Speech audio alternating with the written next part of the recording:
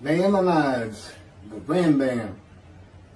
Moses Maimonides, this is in parentheses, Moses Ben Maimon, known in rabbinical literature as Rambam, from the acronym Rabbi Moses Ben Maimon, from 1135 to 1204. A rabbinic authority, codifier, philosopher, and royal physician. The most illustrious figure in Judaism in the post-talmudic era, regarded by many as the greatest Jewish philosopher of the Middle Ages, and one of the greatest of all time. He was successful in bringing four cultures, Greco-Roman, Arab, Jewish, and Western, together in one person, and in doing so remains one of the most influential religious philosophers of the intellectual world. His teaching influences other faiths as well as Jews. However, it is his commentary on Jewish texts that mark him out as one of the most influential and important Jews in history. He wrote 3 major essays on Jewish law, the most famous being The Guide for the Perplexed, and each of them is still regarded as hugely important in Jewish philosophy.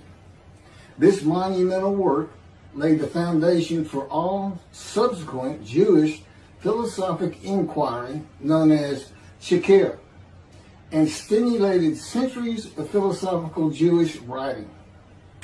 His large 14 volumes work, Mishneh Torah, to date holds canonical authority in regard of the codification of Talmudic law. That was from the Jewish Virtual Library on the internet, the famous people, and the BBC.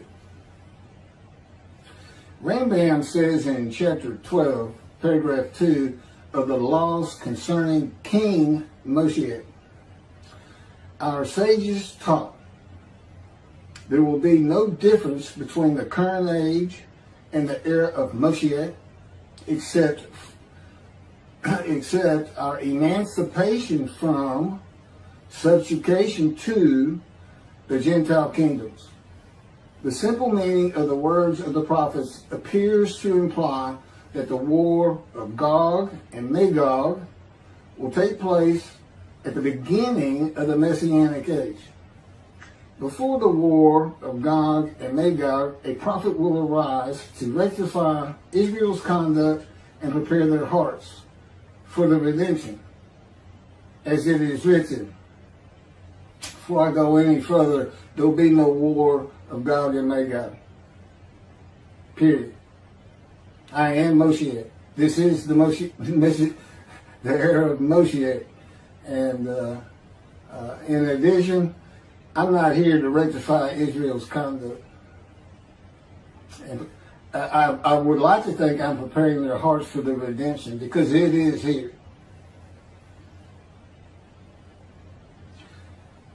This is from Malachi chapter 3, verse 23. Behold, I am sending you Eliyahu, which is Elijah, before the advent of the great and awesome day of God. He will not come in order to declare the pure impure, nor to declare the impure pure.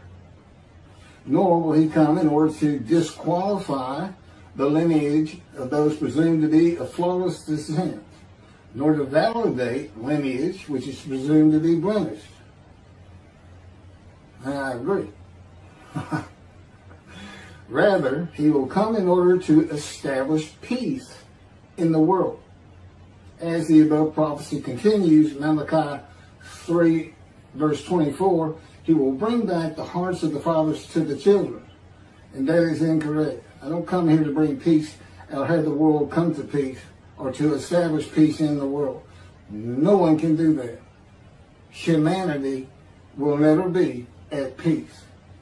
It's just not what man is. It's not how things have ever worked. Elijah does not come to establish peace in the world. And again, God dictated this to me. I didn't come up with all this on my own.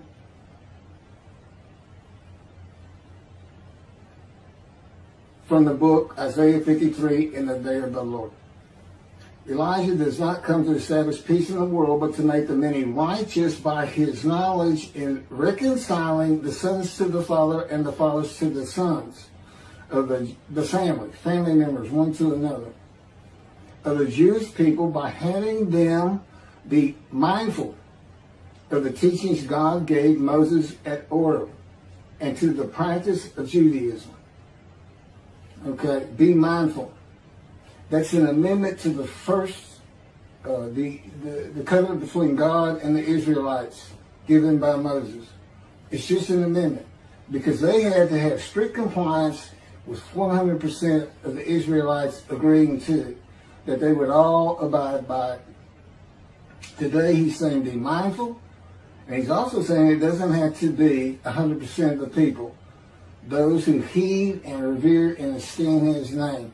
And he knows it's not going to be all of the Jews, notwithstanding the fact he has forgiven their sins and remembers their iniquities no more. And to be a messenger of the new covenant with sin forgiveness. That's why it's new. There's an amendment to it, and in addition to it is sin forgiveness. That's the only difference. I will be your God and you will be my people. That's the covenant. And it's never changed. It's never gone away. It's new only in the sense that there's been an amendment to it, and in addition to it, and it's a ratification and confirmation of the covenant at Mount Sinai. Or Rambam and the sages say in chapter 12, paragraph 3 of the laws concerning King Moshiach, God makes it real clear. He calls Moshiach, my servant David, a shepherd. He's a teacher. There's been no Davidic kingdom dynasty that Rambam thinks is coming. And that's all you have. Now there is a slight reference to king and prince throughout the covenant of friendship. That just means leader in this context. He's a ruler amongst the people, not a ruler over the people. This is just Rambam's rendition of what a Davidic kingdom would be. But it's not in the Hebrew Bible. During the era of the King Moshiach, once his kingdom has been established and all of Israel has gathered around him, the entire nation's line of descent will be established on the basis of his words, through the prophetic spirit which will rest upon him. In the Middle Ages and in antiquity, they believed in prophetic spirits. This will not happen. I do not have a prophetic spirit. The Spirit of God alighted upon me, but he's a person that he helps me. He'll tell me things and teach me things. But there's no such, there's by and large, nobody believes in that kind of thing anymore. That somebody can just prophesy. God prophesied. He has absolute knowledge of humanity from Adam on to the ends of the earth. Okay, now he can tell a man, write this down, or go tell the people this. But this just comes from him by knowledge. No man gets a spirit upon him and all of a sudden he can prophesy.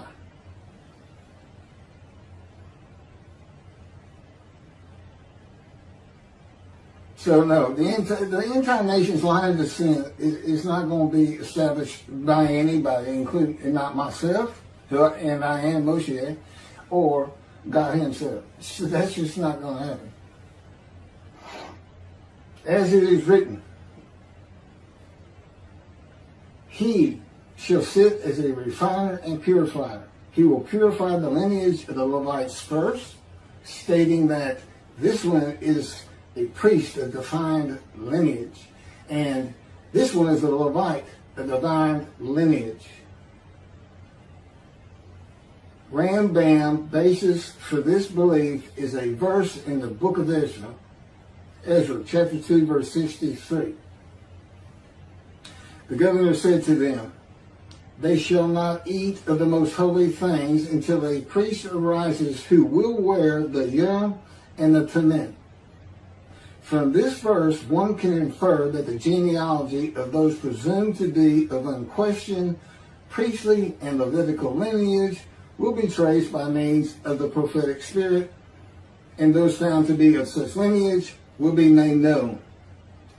He will define the lineage of the Israelites according to their tribe alone, i.e., he will make known each person's tribal origin, stating that this one is from this tribe and this is from another tribe. It's not going to happen. And he's talking about Moshiach being the purifier. He got that wrong too. He shall sit as a refiner and purifier from the first paragraph of chapter 12. Paragraph 3 is not Moshiach. God purifies and refines. And he comes with Elijah and the angel of the covenant that you desire. Rambam says the prophetic spirit will rest upon the anointed one. The prophecy of the Hebrew Bible, the prophecies of God. I just gave you my summarization of before I read this, of what I'm about to reread. The difference is, this sounds better, and this is what God dictated.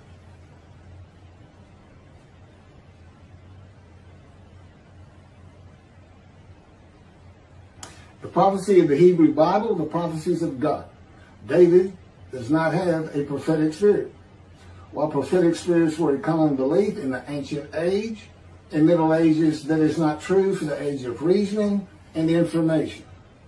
Isaiah chapter 11 verse 2 defines the attributes of the spirit that alights upon the anointed one as a spirit of wisdom and insight, a spirit of counsel and valor, a spirit of devotion and reverence for the Lord.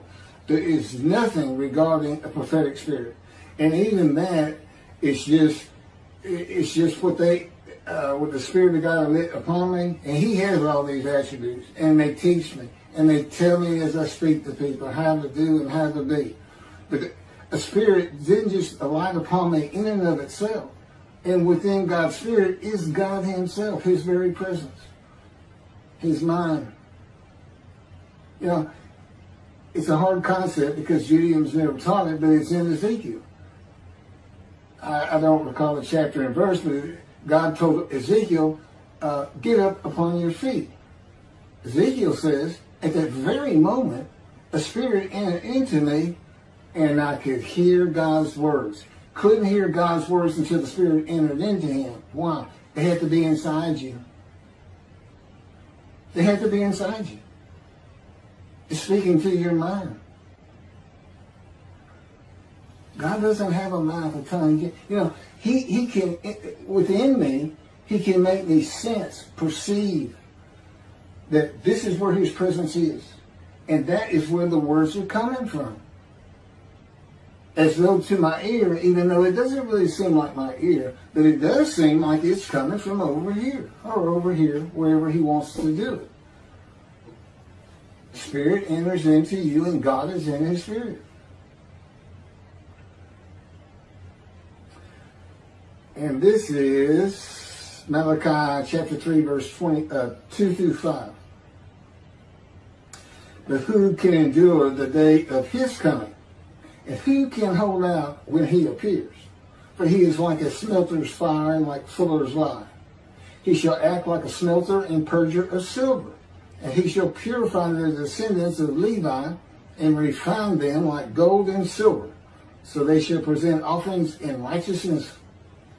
Then the offerings of Judah and Jerusalem shall be pleasing to the Lord, as in the days of yore, and in the years of old.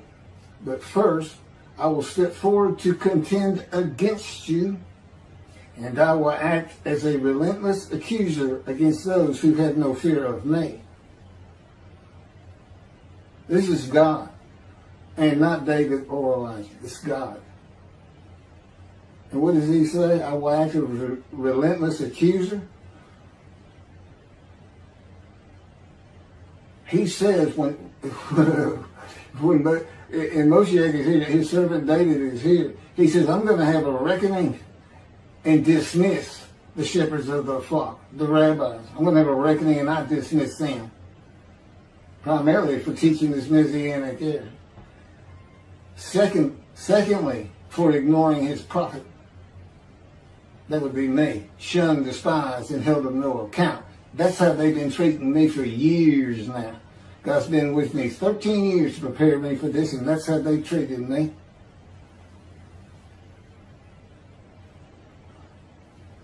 In Hebrew writing, it is common to express the same idea twice. Okay, God's telling me to move on. I don't need to hear that. It just had to do with smelting and this and that. In Malachi 1 and 2, the priesthood has been defiled. They offered polluted offerings. They have turned from God, refused to listen to him, and they profane God's covenant. They disregard God's ways. This is in quotes from Ezekiel chapter. Well, it's in quotes anyway. Those who have no fear of me would be the priestly tribe of the Levites, and not pertaining to genealogy or tribal lineage, but to Ezekiel 34.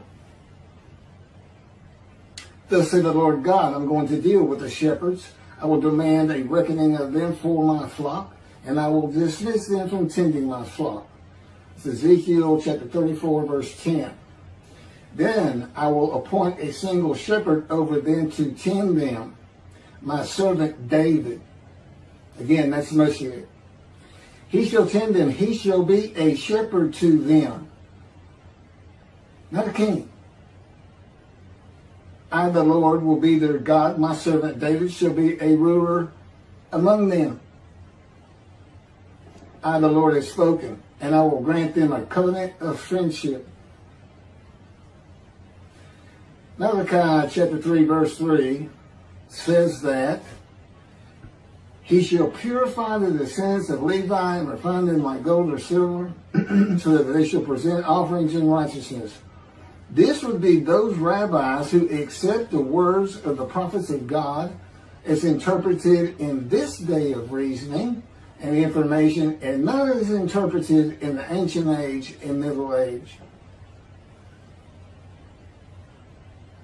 If you want to be purified, if you want to get out from under the dismissal, you're going to have to learn everything God dictated to me in Isaiah 53 in the day of the Lord, and the second book, the life of God's righteous servant of Isaiah 53, which is my life.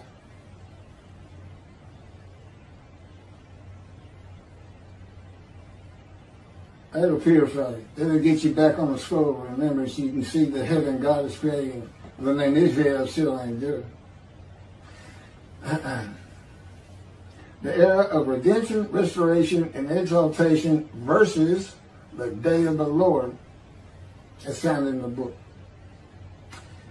Rambam and the sages interpreted it as a prophecy that Moshiach, with a prophetic spirit, will determine the lineage of the priests and Levites from a verse in the book of Ezra. I've covered this.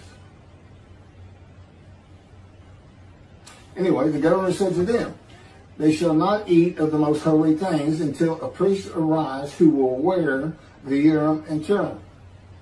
This has nothing to do with genealogy of Levites today or purification and refining, or a prophetic spirit on Moshiach.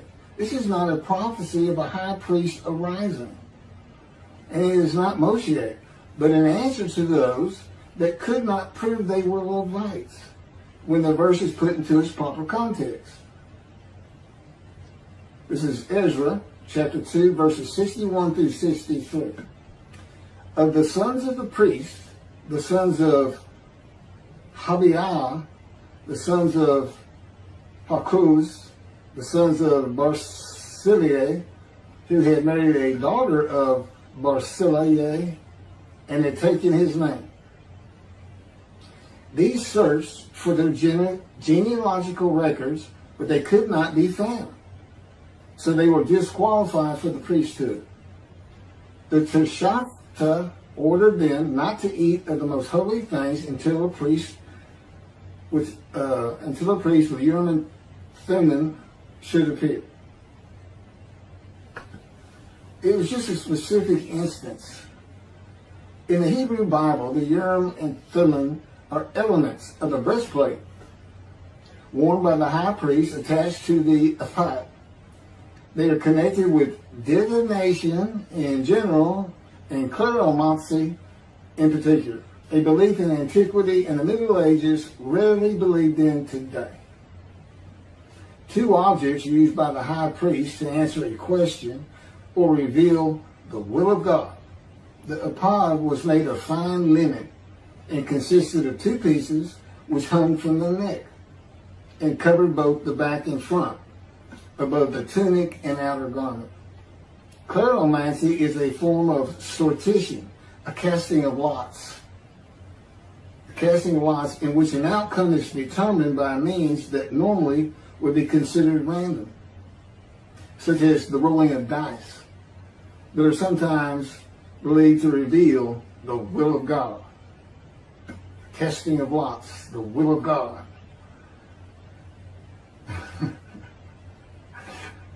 This is not believed in today. Ezra is not a book of the prophets. Teshachta was not a prophet and did not speak the words of God. Few people believe in divination and kleromancy today, matters and things of the Hebrew Bible written for an era gone by. In summation, as great as this man was, and we're talking about the year 1200 or so when he died, born in the 1100s, he was an incredible man. There's no doubt about it. But he didn't have the science, the medicine, the knowledge, the information, the ability to get information that we have today. It's a different time. We just don't believe in some of these things they believed in. You can't just say our sages say. Now, Rambam also, I can't believe he's not in here. He said Moshiach is going to perfect the world, and the entire world is going to speak Hebrew. Okay? And he gets that from Zephaniah chapter 9, verse 10. God says, and I think most people have heard this phrase, they shall be a people of a pure speech. He takes that to be the people of the world. Well, the only problem is that, read verse 9. In verse 9, God talks about his anger against the world and how he was actually terminated with fire.